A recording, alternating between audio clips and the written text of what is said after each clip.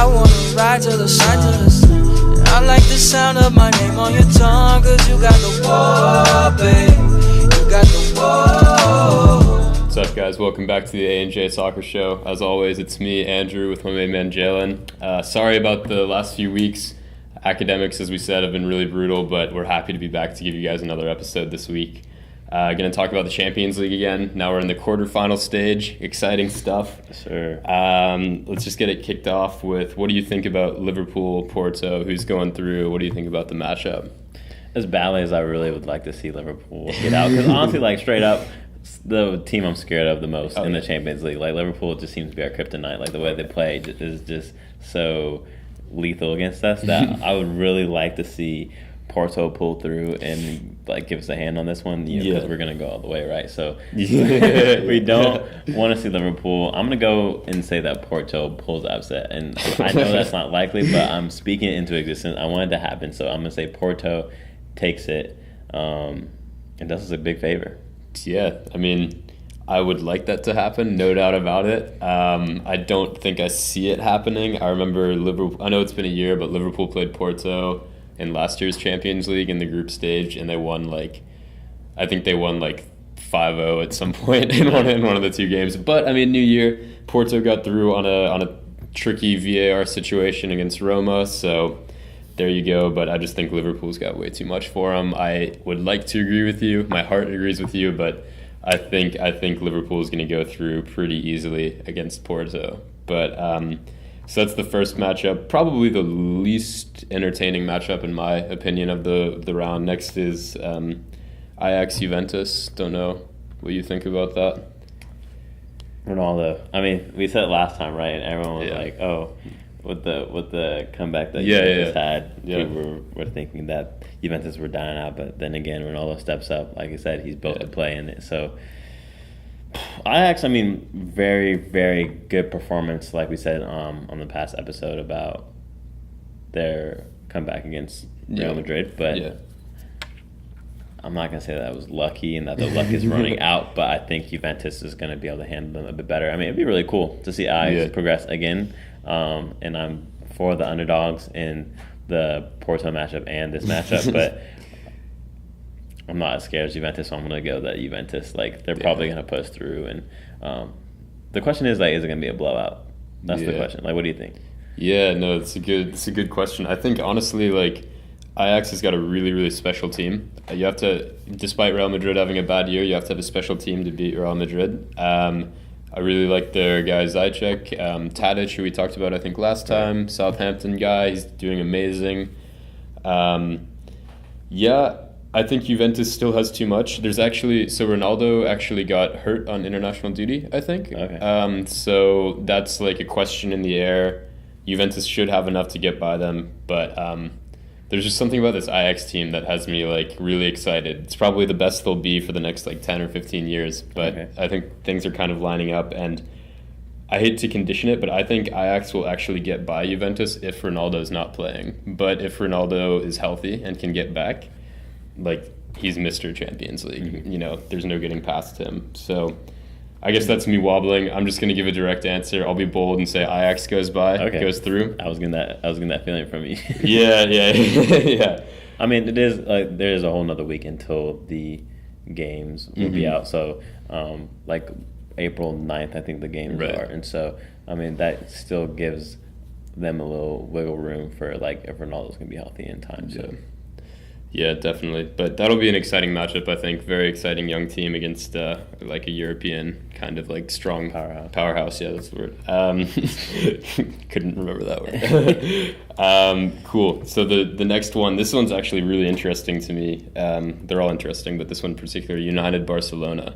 United off of a big win against PSG to get by. What do you think? How do you see that going? Yeah, tons of momentum for Man U in that win, but obviously they've had league games in the process, and with appointing their manager that I will not pronounce his name. We're going to call him Ole, right? Ole. Yeah, we're calling him Ole. They just appointed him as their permanent manager, so big ups to him, and I mean that's pretty exciting to be interim that gets appointed as the permanent. So that should be really interesting if he's able to keep it going. Now he's got some serious pressure on him.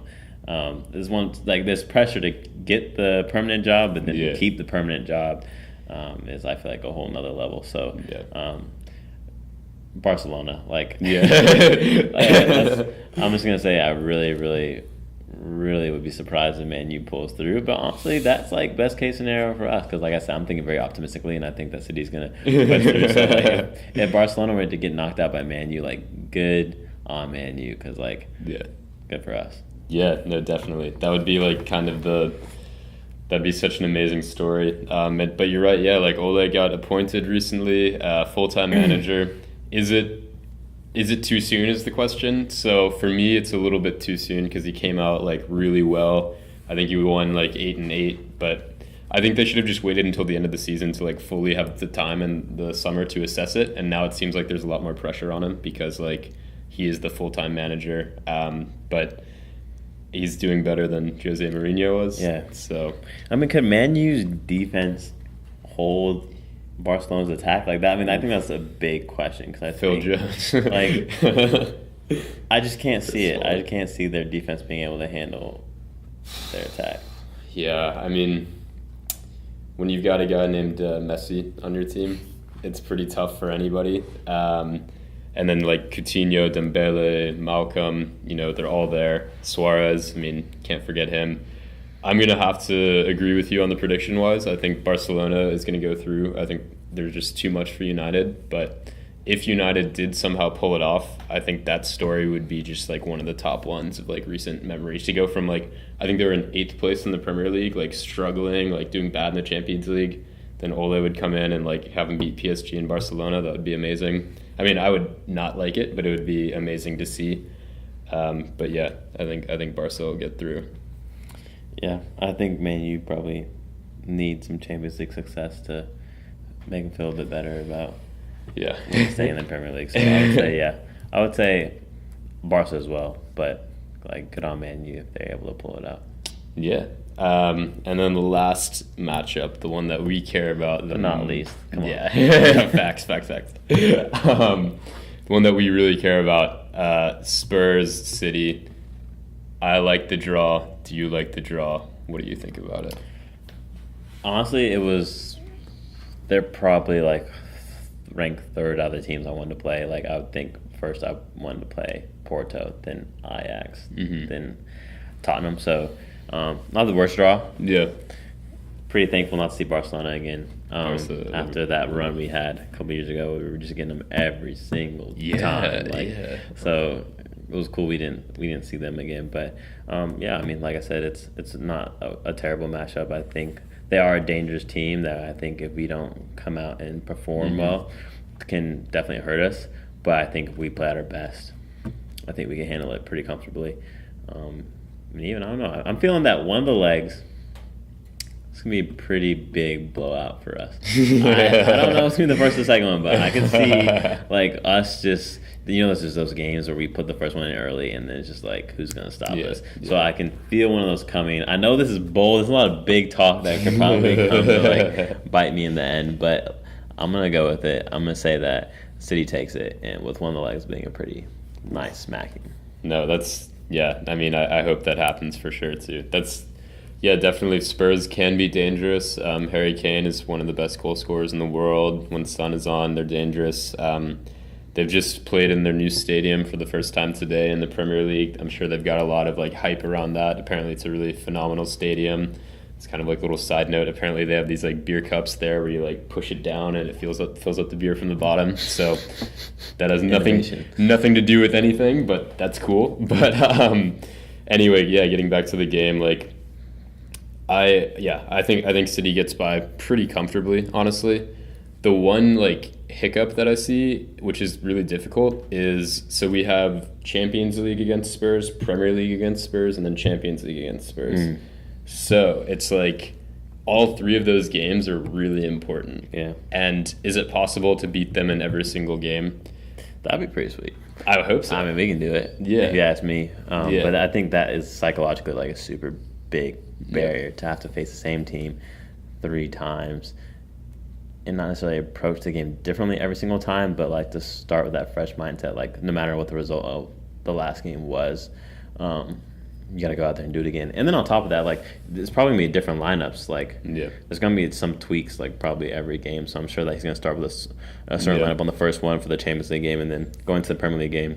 Definitely going to be new players introduced there. And then whether he reverts back to the same Champions League lineup or mixes the two will be really interesting. But, like, I feel like that's a pretty tough mental thing to get over. Yeah, no, that's a really good point. And, I mean, hopefully it'll work out. I think as tough as it was for us to lose those, like, Crystal Palace games and stuff, like, I'm kind of glad that we, like, hit that point in the season earlier where it's, like, you kind of screw up a little bit. And now, like, Guardiola's been really saying, like, how confident the players are and how mentally prepared they are. So I think this year could be very special. I'm hoping it's very special. But, you know, we'll just have to wait and see. You know, just a little side comment on the Premier League. Like, Liverpool is really, they're getting close, you know, with the Liverpool-Spurs game. Really at the end there, they got lucky with the own goal because they're looking like they're going to drop points, like, every single time. And they're squeezing them out. So I don't know how long they can keep doing that, but we are so ready to run away with it, and I hope that we continue to put up consistent results because Liverpool look like they're kind of shaky right now.